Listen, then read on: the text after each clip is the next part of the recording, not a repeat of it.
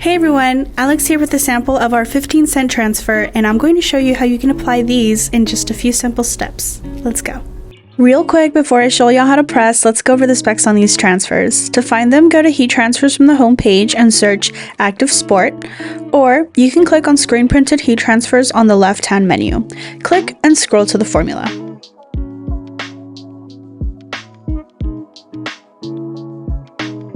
These transfers are a very budget-friendly option, offering excellent value at a starting price of 15 cents per sheet.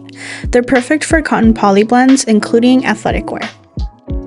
Your designs can include up to 2 colors on a single image order, or up to 5 colors on gang sheets. And there's no minimum quantity for single image orders, so you can order as low as 1 sheet. We print them on white transfer paper, and they can withstand over 25 washes.